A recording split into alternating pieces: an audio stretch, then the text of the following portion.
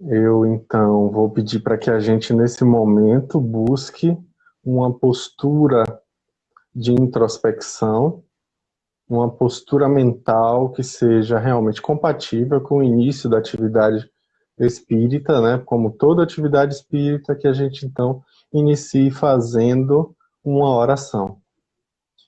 Senhor Deus, aqui estamos em Teu nome reunidos, buscando nos esclarecer.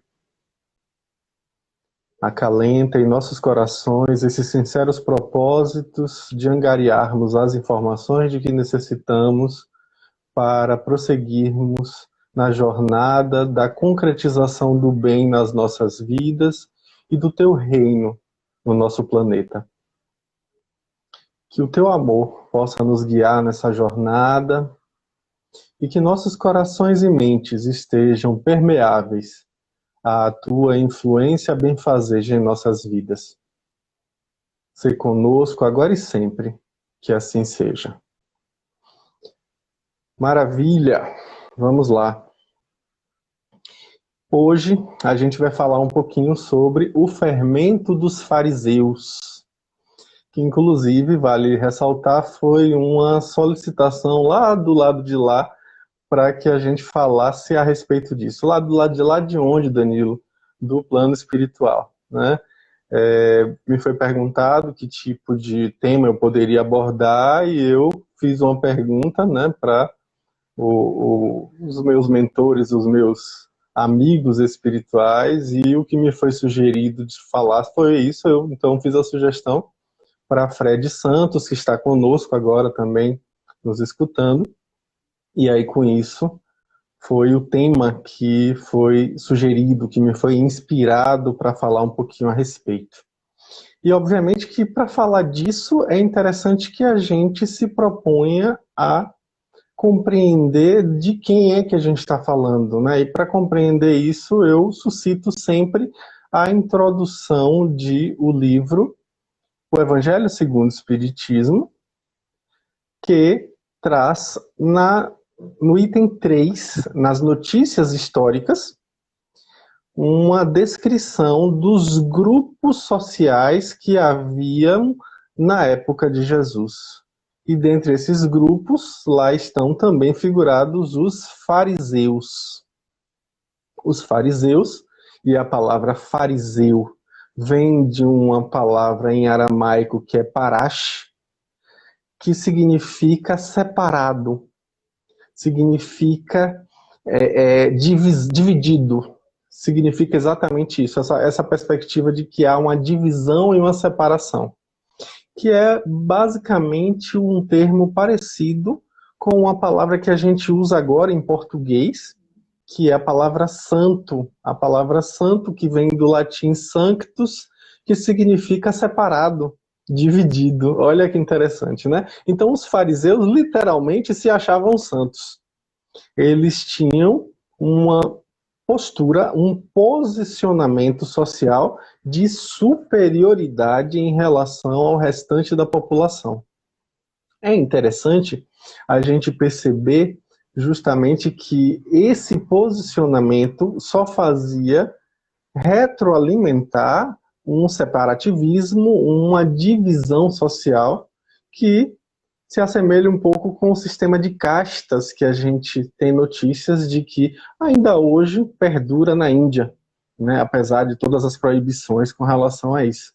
Então, os fariseus, a seita dos fariseus, se a gente pode falar isso, a União Espírita está pedindo de novo para participar e com certeza eu vou deixar. Fique à vontade, Meire. Maravilha. Pronto.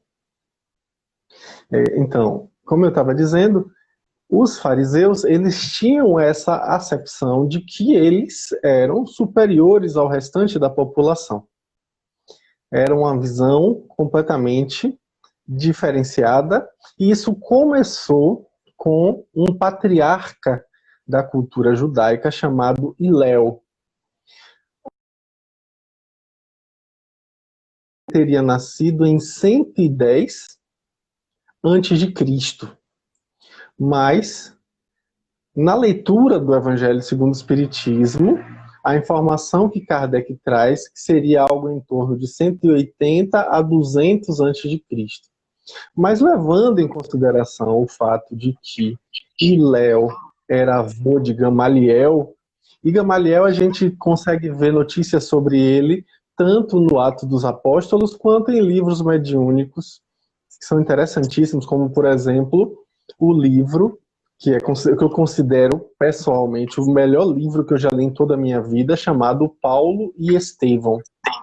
Pois bem, Gamaliel é aquele ancião que terminou por ser um mestre de Saulo, que viria posteriormente a ser chamado de Paulo.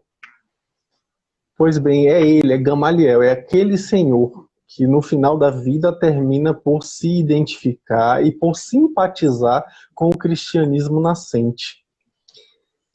E Léo, que foi o avô de Gamaliel, tinha supostamente criado o farisaísmo, que é justamente esse secto, essa seita, essa parte da sociedade palestina da época, que se diferenciava das outras, que se colocava justamente num posicionamento extremamente rígido e severo em relação aos hábitos, para, assim, quem sabe, manter essa suposta superioridade.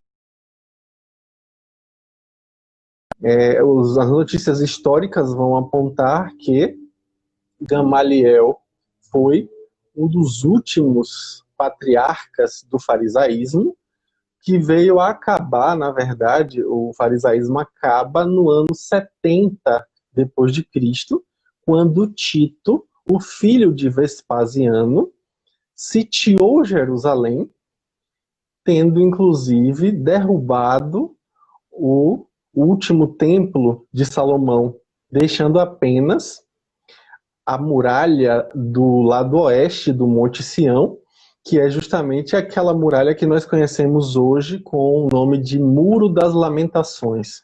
É o último vestígio desse momento histórico. Olha, novamente, a União Espírita de Jacobina está solicitando, lá vamos nós. Seja bem-vinda, viu, Meire? A gente vai tentando dar um jeito aqui com relação à instabilidade da internet. Eu não sei se... Ah, tá. Talvez seja Fred dessa vez que entre. Mas também seja bem-vindo, viu, Fred? Fique à vontade. Então, os fariseus tinham uma perspectiva de que eles tinham o monopólio da verdade. Isso é um dado importantíssimo, na medida em que a gente vai comparar esse fato com o que acontece hoje em dia em todos os âmbitos religiosos. E aí, obviamente, que a gente está fazendo uma live espírita, então isso, com certeza, nos tange também dentro do movimento espírita. Algumas pessoas que se dizem donas da verdade, que têm elas, supostamente, o monopólio da verdade, o que é realmente um grande problema, né? Então, essas pessoas, curioso a gente perceber que elas faziam àquela época a mesma coisa que acontece ainda hoje, que é uma certa mutualidade no detestar. As pessoas se detestam cordialmente, né? É interessante porque a gente vê isso nitidamente, de forma muito clara, né, que as pessoas literalmente não gostam umas das outras, mas se tratam com o mínimo de polidez e educação. Uma coisa que também é importante colocar, e a gente encontra dados sobre isso também no livro O Evangelho segundo o Espiritismo, na introdução, que também tínhamos um outro grupo social chamado dos saduceus. Os saduceus, esse movimento, era um movimento, na verdade, que nasceu antes do farisaísmo, né? Em cerca de 280 a.C., com Sadoc, daí que vem o nome saduceu, e eles tinham uma visão completamente diferente dos fariseus. Eles eram agnósticos, eles acreditavam em Deus, mas não se debruçavam sobre o assunto de maneira profunda, não acreditavam na imortalidade da alma, não acreditavam em nenhuma outra feição, nenhuma outra perspectiva que versasse sobre essa situação com relação à metafísica. Nada de metafísica. Ou seja, eles eram materialistas, apesar de acreditarem em Deus. Alguns relatos históricos também vão falar que os saduceus eram sensualistas ou sensorialistas, ou como os filósofos prefeririam dizer, hedonistas, ou seja, vinculados ao prazer imediato. Vamos sentir prazer de forma imediata, de forma, de certo modo, inconsequente, sem pensar no futuro, porque não tem futuro na visão dos saduceus, não havia um futuro, não havia uma consequência para os meus atos em vida, portanto, era necessário viver a vida de forma intensa como Deus nola deu, segundo a visão dos saduceus. Então, eles tinham essa perspectiva. E eles se detestavam. Os saduceus detestavam os fariseus. E vice-versa. Ou seja, havia isso que eu falei agora há pouco, né, de detestarem-se mutuamente. Eles não se gostavam, mas, no entanto, tratavam-se com cordialidade. Havia algo de cordialidade no relacionamento entre eles. Nessa visão, a gente tem também uma outra figura, que era um partido político, se é que a gente pode fazer esse anacronismo histórico, né, que se chamava os herodianos, aqueles que apoiavam Herodes, aqueles que queriam realmente implantar na Palestina uma espécie de sucursal do Império Romano, de tal modo que todos os costumes, todas as tradições judaicas fossem literalmente suplantadas pelo paganismo romano. Então, os herodianos tinham um posicionamento mais político, até porque Herodes, tanto o grande quanto o que estava na época de Jesus vivo, na idade em que Jesus publicamente foi levar sua mensagem para as pessoas, eles tinham uma visão de que a política era a tônica dos relacionamentos entre as pessoas, das relações humanas. Então eram hábeis na retórica, na argumentação, eram, sem dúvida alguma, destacados no seu posicionamento político através da influência, para, assim, terem um posicionamento de imposição das suas vontades, dos seus ímpetos, das suas perspectivas. Como Amélia Rodrigues e Espírito Desencarnado pelas mãos de Divaldo Franco, e o professor Carlos Torres Pastorino, nos seus livros, na sua série de livros que eu considero uma das mais brilhantes que eu já li, chamado Sabedoria do Evangelho, uma série de 8 livros, na verdade uma compilação de estudos dos evangelhos canônicos, para tentar trazer o olhar espírita, e eu até diria que mais, talvez eu pudesse usar o termo espiritualista, numa maneira mais ampla de ver, sobre os evangelhos de Jesus. Pastorino, que se notabilizou pelo seu livrinho mais famoso, inclusive eu postei hoje de manhã uma mensagem, né, no meu feed do Instagram, com uma mensagem do livro dele mais famoso, que é Minutos de Sabedoria. A gente vai ver que Pastorino ele traz uma visão que é compatível com a visão de Amélia Rodrigues, quando ambos dizem que os herodianos eram hedonistas também, perpassando até aquele olhar que a gente tem com relação a Herodes e os seus festins famosos, as suas tantas festas, e uma delas se notabilizou, que foi quando Salomé, dançando à sua frente, Herodes, Antipas, vai e diz para ela que ela podia pedir o que ela quisesse. E então Salomé, solicitando à mãe alguma informação do que deveria pedir, Herodíades, e Herodíades diz para ela que ela deveria pedir a cabeça de João Batista. Eu me lembro de um determinado momento que eu tive contato com uma revista espírita que dizia que diante das nossas vidas a gente tem perguntas, e 2 se notabilizam de forma arquetípica na nossa mente. Uma é essa pergunta de Salomé à mãe, que devo pedir? E outra é a pergunta feita por Saulo a Jesus diante da sua visão magnificente perante a estrada de Damasco. Que quando Jesus aparece para ele e diz: Saulo, Saulo, por que me persegues? E então Saulo, reduzindo-se ao menos que nada, naquele momento de profunda humildade, pergunta: Senhor, que queres que eu faça? Essa é a pergunta, né? Senhor, o que queres que eu faça? A gente precisa conseguir suplantar as nossas inferioridades e os nossos sensualismos, o nosso hedonismo herodiano, expressado pela perspectiva de Salomé, que eu devo pedir para alcançar uma perspectiva transpessoal, que é a perspectiva trazida por Paulo de Tarso na sua pergunta quando ainda era Saulo: Senhor, que devo pedir? Os herodianos também não se davam bem com os saduceus e com os fariseus. Contudo, a gente vai perceber que apesar desses três sectos da sociedade palestina da época não se gostarem, apesar deles se detestarem mutuamente, incrível perceber como eles se uniram contra Jesus e sua proposta do evangelho, né, da boa nova, do reino dos céus na terra.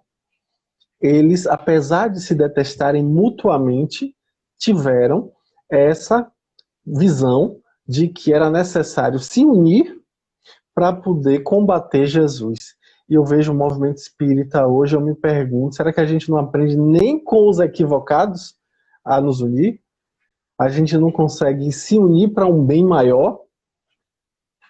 Parece que nem nisso a gente consegue aprender coisas do tempo de Jesus, né? Dos textos bíblicos. A gente parece ficar aprisionado a uma visão de competitividade, se perguntando em que a gente diverge, o que a gente discorda, sem se questionar em que a gente converge, em que a gente pode concordar, como é que a gente pode juntos nos mantermos, né, em prol de uma causa maior. Infelizmente, a gente se deixa levar pelos fermentos dos fariseus. Mas onde é que vem essa palavra fermento?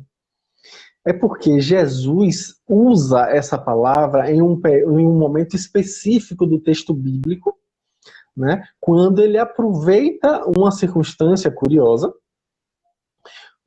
Ele tinha acabado de passar pela situação da multiplicação dos pães e precisava pegar um barco com seus discípulos e atravessar o mar da Galileia, o lago de Genezaré. Quando ele estava no barco já com os apóstolos, ele então fala que é preciso que vocês se acautelem, acautelai-vos do fermento dos fariseus e dos saduceus. E isso diz Mateus no seu evangelho, enquanto que no evangelho de Marcos ele vai falar do fermento dos fariseus e de Herodes. Por isso que eu achei importante falar sobre os herodianos. Pois bem, o que é que a gente vai ver com isso? Os apóstolos, infelizmente ainda muito imaturos, muito ingênuos, talvez até infantis, na sua visão pouco espiritualizada, e olhe que Jesus falava com eles de uma maneira diferente do jeito que ele falava com as pessoas que não andavam com ele. Né? Os apóstolos tinham um tratamento especial e Jesus se sentia à vontade para trazer coisas para eles que ele não trazia para as pessoas da população em geral. O que é que a gente vai perceber aí que acontece? Os apóstolos começam a acreditar que Jesus estava falando do fato de que eles esqueceram de levar pão para essa viagem. Porque eles iam atravessar de barco, na hora de remar, como é que vai ser? A gente vai sentir fome e só levou um pão. Só tinha um pão, segundo o Evangelho de Marcos. Só tinha um pão.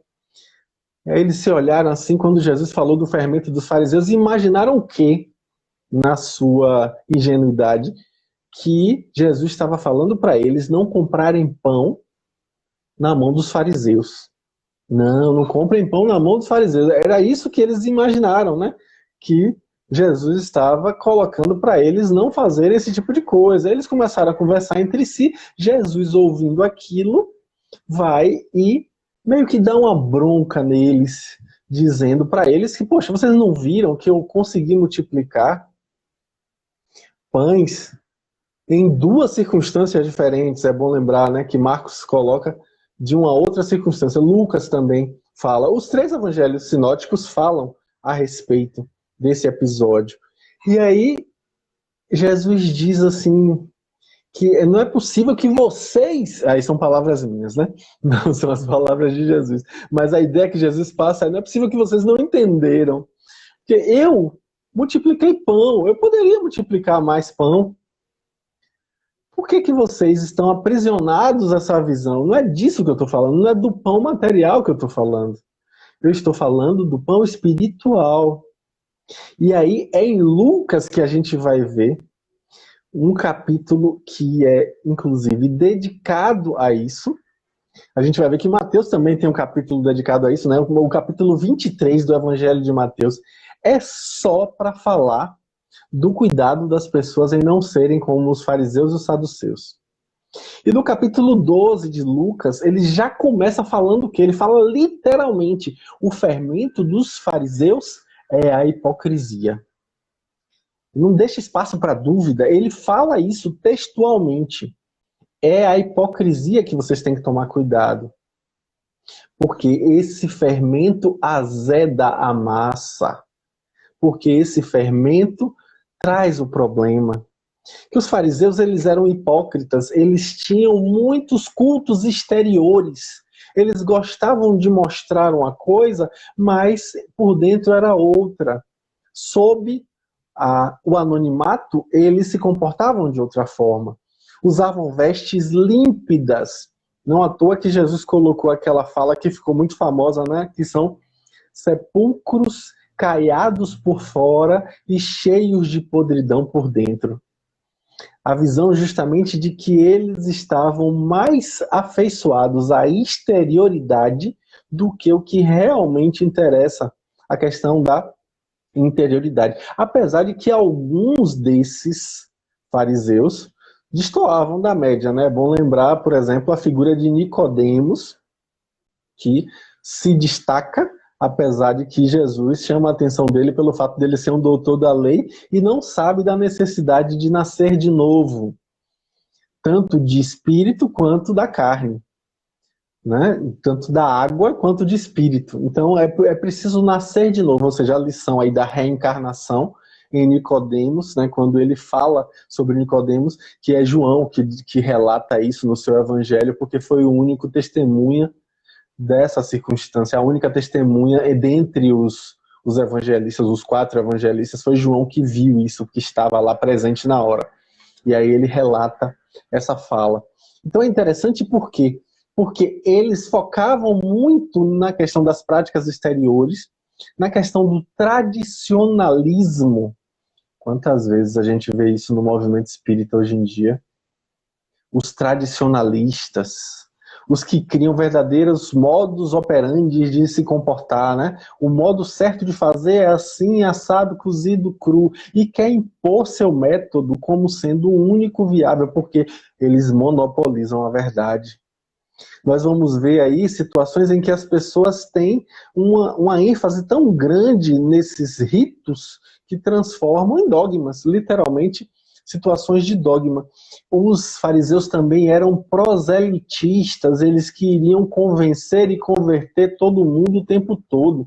Uma coisa que a gente vê que Kardec deixa muito claro, que o espiritismo não deve ser, né? Não ter esse proselitismo de querer convencer ninguém. Até porque o próprio Jesus, ele nunca impôs, ele sempre expôs. Ele expunha e saía. Ia meditar. Enquanto que a gente vai ver que o fanático, e aí o farisaísmo leva a essa visão fanática da religiosidade, da espiritualidade, se apega ao tradicionalismo e quer convencer o outro, quer converter o outro e quer mostrar o jeito certo de fazer o tempo todo. Obviamente que ter padronizações pode ser muito importante em diversos aspectos. Agora, também é importante a gente se abrir para a possibilidade da troca daquilo, de um outro olhar, de ter uma outra forma de fazer, um novo método, uma outra perspectiva. O problema aí é a cegueira, os olhos fechados, e como diz Jesus lá em Mateus, o coração endurecido, para não ter olhos de ver. É exatamente isso. Essa expressão olhos de ver a gente vai encontrar lá nos Levíticos, no Levítico, melhor dizendo, a gente vai encontrar essa expressão nos Salmos, que é exatamente isso, a gente ter os olhos e ainda assim os olhos cegos porque não veem, é a mente fechada, é o que o professor Hermógenes da Yoga fala como sendo a egoesclerose. A gente está tão apegado ao ego que não consegue ter fluidez e espontaneidade. E aí se aprisiona a uma visão e se fixa naquilo de uma forma que, infelizmente, acaba assustando mais pela severidade e faz com que as pessoas se afastem. É importante lembrar que a fala de Jesus, e isso cabe muito bem para o movimento espírita, assim como para qualquer outra visão religiosa, né? É a questão de que os meus discípulos serão reconhecidos por muitos se amarem. É preciso que a gente coloque doçura nos nossos afazeres, nos nossos jeitos de fazer, nos nossos modus operandi, nos nossos modus faciendi. A gente precisa, sem dúvida alguma, de doçura. Severidade demais só afasta as pessoas. Assusta e afasta, não vale a pena. Aí a gente vai ver que os fariseus também eram ávidos por poder. Eles queriam dominar. Dominação e ostentação era como que o nome do meio dos fariseus. Porque o tempo inteiro eles faziam isso. E ostentavam virtudes. Como eu falei agora há pouco, Mateus, no capítulo 23, dedica um texto inteiro sobre como os fariseus falavam uma coisa e faziam outra. E ostentavam virtudes, batendo no peito. Outra passagem, quando Jesus vai falar que quando você for orar, vá, se recolha no seu quarto, se recolha no seu íntimo para poder falar com Deus. Enquanto que os fariseus faziam o quê? Falavam alto, gesticulavam, usavam palavras bonitas, né? E aí usavam de toda uma retórica para poder se mostrar. Ou como diz o bom baiano, se amostrar, né? E as pessoas fazem isso. Ainda hoje a gente vê isso nitidamente nas casas espíritas. Uma visão de farisaísmo da qual nós devemos nos afastar. E aí a gente vai ver que tudo isso é só orgulho. É só para manter o orgulho, né? A gente vai ver que no capítulo 23 de Mateus, lá dos itens 13 a 36, a gente vai ver claramente lá, inclusive isso é relatado no livro A Gênese, lá no capítulo 17, item 23, que os fariseus estão ali representados na fala de Jesus como a hipocrisia. Então são situações aí que a gente às vezes tende a enxergar no outro. Mas o meu convite, inclusive o convite da noite de hoje é esse, que a gente comece a se abrir para a possibilidade de compreensão dessa hipocrisia em nós, dentro de nós. Não é no outro, não. Que é muito fácil a gente apontar o dedo e dizer, ah, fulano é hipócrita, Beltrana é hipócrita, não sei quemzinho é hipócrita, Zé das Couve é médium, mas, no entanto, faz isso desse jeito, daquele jeito. É muito fácil a gente apontar o outro. E talvez nesse movimento de apontar o outro, a gente esteja aí também exercitando nossa hipocrisia. É preciso que a gente se implique. É preciso que a gente verdadeiramente sinta em nós. E perceba, inclusive, que ninguém muda ninguém. A nossa crítica, o nosso dedo apontado em riste, não vai fazer o outro mudar. Não vai fazer o outro evoluir. O outro ter uma outra perspectiva, ter novos horizontes. Não vai fazer nada disso. O que pode influenciar no outro é o meu exemplo. Esse é o lema do Colégio da Polícia Militar de Salvador. Lá na Cidade Baixa, na Avenida Dendezeiros, né? Tá lá escrito na porta do Colégio da Polícia Militar. A palavra convence, o exemplo arrasta. É o exemplo que faz diferença. Não adianta a gente ficar com inúmeras argumentações, querendo convencer o outro de que ele estava errado, se a gente não consegue ter autoridade moral na nossa fala. E essa autoridade moral só vem com a prática, com o fazer. É preciso viver. É preciso verdadeiramente que aquelas palavras que vão sair ali, às vezes, para a gente tentar ajudar o outro naquele movimento de crítica, entre aspas, construtiva, que aquilo ali venha realmente do coração, que faça a diferença. Jesus, ele não disse assim, olha, não vá tentar ajudar o outro a mudar, não, que isso não adianta. Ele não falou isso, não. Ele disse assim, que quando você precisar, chame no canto e fale em separado. Se isso não adiantar, aí você pode falar para aquela pessoa, para a pessoa dentro da comunidade. Não é falar dela, é falar com ela dentro da comunidade para ver se desse jeito funciona, porque do outro jeito não deu certo. Mas então sim, a gente precisa desse tipo de movimento. Agora, ficar falando do outro em uma atitude de hipocrisia não ajuda. Só atrapalha e mostra, assinando embaixo, a nossa própria falta moral, a nossa própria dificuldade de integrar a diversidade, de integrar o diferente, a chamada alteridade, que é a palavra da moda, que é tão necessária, tão crucial, para que a gente aprenda a desenvolver empatia. A gente só desenvolve empatia com o outro. Joana de Ângeles fala isso, né, da questão da alteridade como a possibilidade de contato com os contrastes. E é só através do contato com o contraste que a gente toma consciência, que a gente desenvolve a nossa consciência. Então é preciso, e ela coloca isso muito bem no livro Ser Consciente, é preciso que a gente, entrando em contato com os contrastes, aprenda a se reconhecer, a tomar consciência de nós mesmos, em vez de ficar procurando o outro e reconhecendo só o outro. É preciso que a gente se enxergue nessa relação. É essa tomada de consciência que é necessária, que o farisaísmo que ainda existe em nós, com a nossa rigidez, o nosso orgulho, a nossa petulância, essa história que a gente às vezes tem, né, dizer, você sabe com quem está falando? Está falando com uma pessoa normal que está ainda enferma, porque precisa encarnar no planeta Terra, então é enfermo. Richard Simonetti bota isso muito claramente, muito facilmente, dizendo que o planeta Terra é hospital de tratamento, escola de aprendizado e oficina de trabalho. Carlos Toledo Rizzini coloca no seu livro Evolução para o Terceiro Milênio que Emmanuel assevera a fala de Freud de que todos nós somos enfermos, porque se assim não fôssemos, não precisaríamos mais encarnar. E é Jesus que fala de forma muito clara, aquele que não erra, aquele que estiver sem pecado, atire a primeira pedra. Então, quem somos nós para empreender um julgamento do comportamento do outro, quando na maioria das vezes o que nos incomoda no outro, na verdade, é um conteúdo nosso?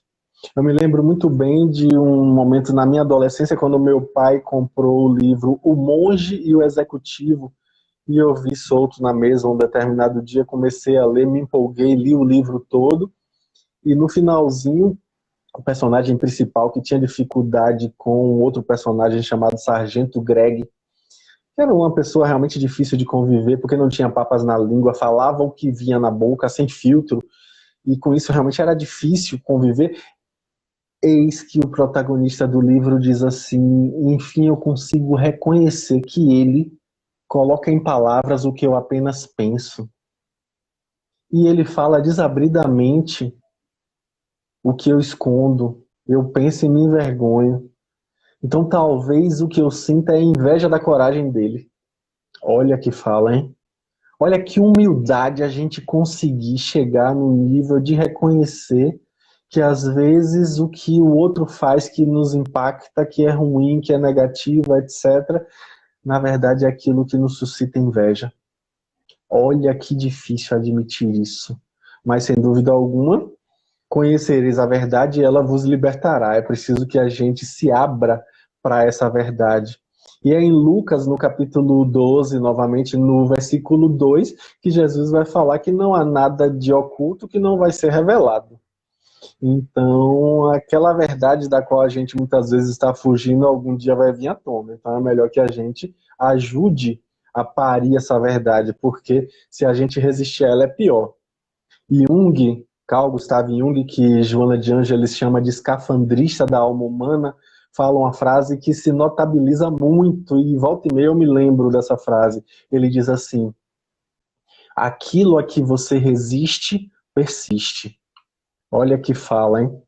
Olha que perspectiva. A gente nega aquele conteúdo o tempo todo, mas na verdade, enquanto a gente está negando, a gente está persistindo, a gente está retroalimentando. É aquela frase que às vezes eu gosto de falar nas palestras. Eu falei muito em Jacobina quando lá morei e era convidado para fazer as preleções do Cruzada do Bem, que é aquela frase de que a gente muitas vezes não consegue perceber o quanto a gente cresce, né? O quanto a gente se robustece quando admite uma possibilidade. A gente entra em contato com a nossa humanidade. É o momento da gente entrar em contato com a humanidade. A frase que eu falava muito lá no Cruzado é aquela assim: ó, não pense num cachorro preto de coleira vermelha. Já pensou? Não tem como fugir, porque a mente da gente funciona dessa forma. Não funciona de forma negativa, ela só funciona de forma afirmativa. Então, quando você diz não pense, você está retroalimentando. Quando você nega um conteúdo em você, você está retroalimentando aquele conteúdo. Não funciona desse jeito. É preciso integrar, parar de ver a si mesmo, parar de enxergar essas hipocrisias que nós temos em nós, com ojeriza, com repulsa, com raiva, com mágoa. É preciso integrar esse conteúdo. É preciso ter doçura consigo, se colocar no colo mesmo e dizer, poxa, vou me permitir amadurecer com isso, em vez de ficar lutando contra. Quem luta contra si mesmo invariavelmente perde. Não funciona desse jeito, então a gente precisa, sem dúvida alguma, robustecer essa amorosidade íntima para que, de tal modo que a gente se ame, que esse amor possa transbordar e chegar até os outros. Pastorino, no livro, como eu falei agora há pouco, Sabedoria do Evangelho, no volume 4, vai falar sobre essa passagem de Jesus, da fala de Jesus, deixando claro que Jesus tinha sempre duas perspectivas importantes. Ele falava às personalidades e às individualidades. Olha que diferença isso aí. A personalidade é a pessoa no nível encarnado. A individualidade é o espírito imortal. É o que a gente gosta de falar muito em termos de psicologia analítica, né? O ego e o self. O ego é a personalidade, o self é a centelha divina, o espírito imortal. Pois bem, às vezes a gente ouve as mensagens de Jesus, os ensinamentos de Jesus, com o nosso ego, quando na verdade deveríamos ouvir como individualidade, como self, como espírito imortal. A minha filha sempre dá risada e reclama, ô pai, por que você fala tanto isso nas palestras? Ela diz assim, né, quando eu digo, eu não sou Danilo, eu estou Danilo, eu sou espírito imortal. Danilo é a personalidade, o espírito imortal é a individualidade. Ela, inclusive, dá risada e pergunta, né, por que eu tanto insisto nessa fala? Porque a gente, infelizmente, ainda não conseguiu se assenhorar dessa verdade. Leon Denis fala que se a gente chegar a esse nível de consciência, as mazelas humanas cessam. Ele fala isso lá no Problema do Ser, do Destino e da Dor. Olha que importante essa fala, né? Se a gente conseguir verdadeiramente pensar, como diz o padre Teilhard de Chardin, perceber que a gente não é ser humano que tem experiências espirituais. Não.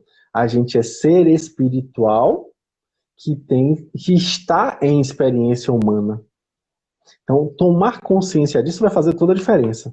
E aí, Pastorino, chamando a isso, diz o quê? Que os apóstolos de Jesus ouviram a mensagem dele dizendo para acautelarmos-nos em relação ao fermento dos fariseus, a gente muitas vezes ouve isso com o ego, em vez de ouvir com o self.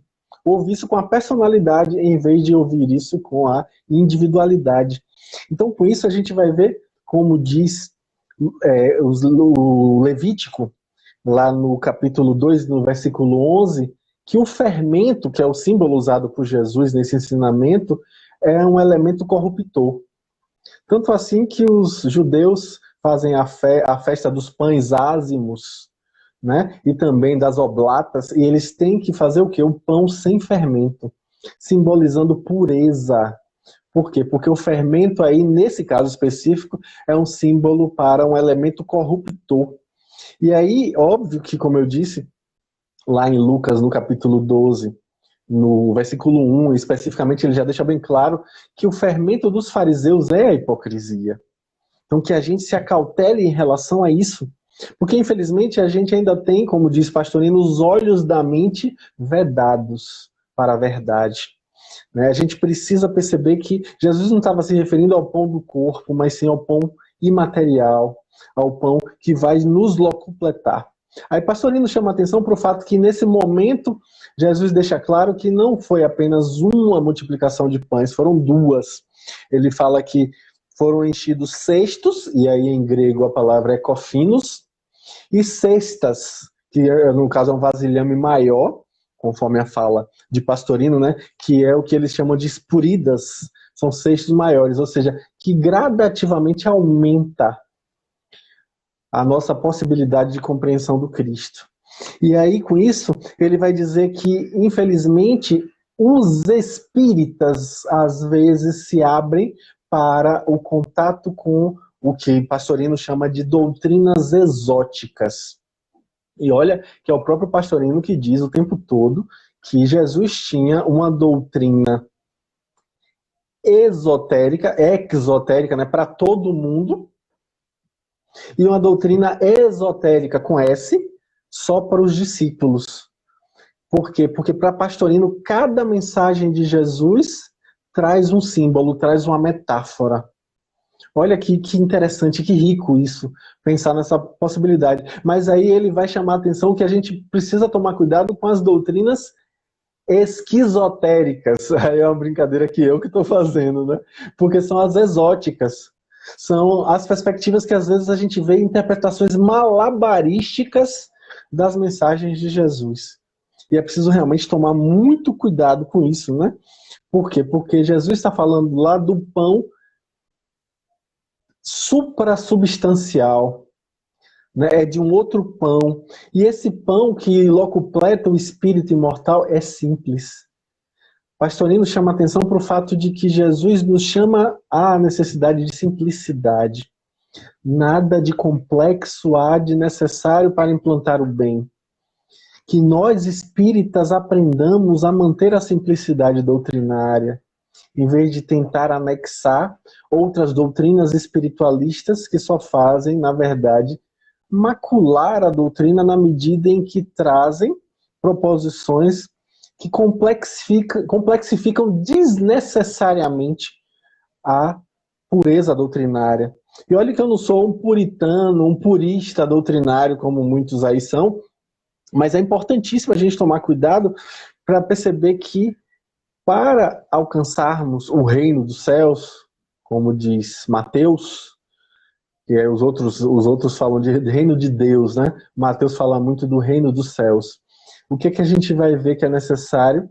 Tomar cuidado com o fermento, para que esse fermento não traga grandezas exóticas, né? Essa grandeza fermentada artificialmente, que não cabe para a questão do Cristo. Aí o que o Pastorino chama a atenção, a necessidade para a gente tomar cuidado com as exterioridades e as misturas, que a doutrina de Jesus muitas vezes vai ser afetada por isso ao longo de toda a história, né?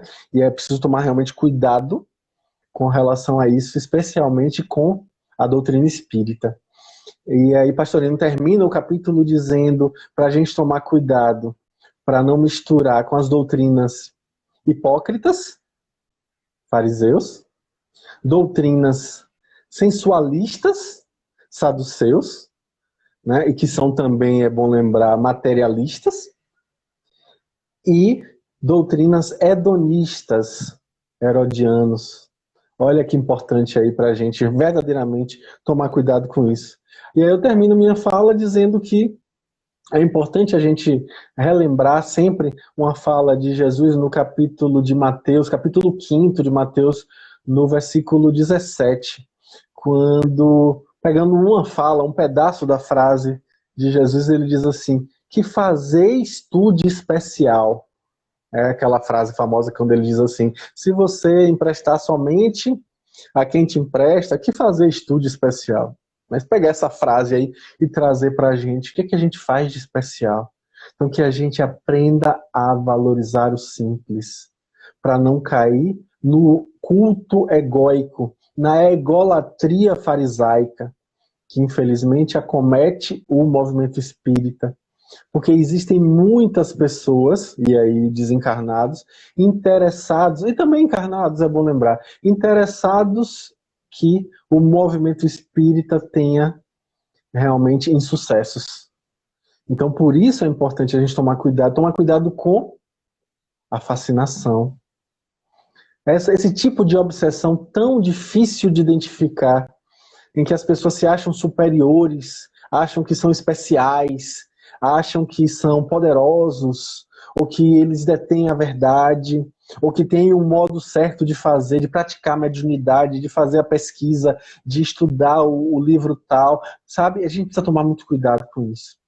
A gente precisa estar muito atento para perceber que, infelizmente, ainda há muita egolatria, ainda há muita dificuldade com relação a isso. Então é importantíssimo a gente fazer um trabalho de tomada de consciência. É importantíssimo a gente fazer um trabalho de vencer em nós mesmos as nossas hipocrisias, as nossas dificuldades, que são tantas, mas sem humildade a gente nunca vai conseguir.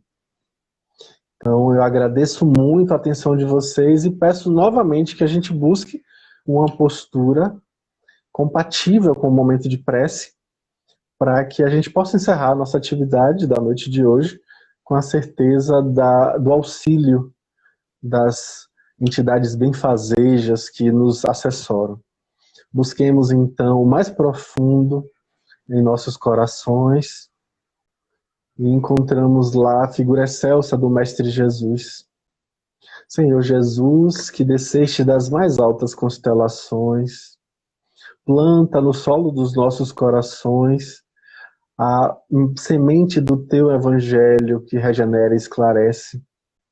Abençoa, Senhor, e pacifica toda e qualquer discórdia, todo e qualquer julgamento, toda e qualquer hipocrisia, dissolvendo e trazendo a oportunidade para que a nossa humildade, a nossa simplicidade se sobressaia. Que o teu amor seja a tônica dos nossos relacionamentos e da nossa busca por implantar o teu reino em nosso planeta. Que possamos nós outros nos tornarmos verdadeiros médiuns do teu amor na terra. Ser conosco agora e sempre, Senhor. Que assim seja. Muito obrigado, pessoal. Um grande abraço e até a próxima. Com fé em Deus.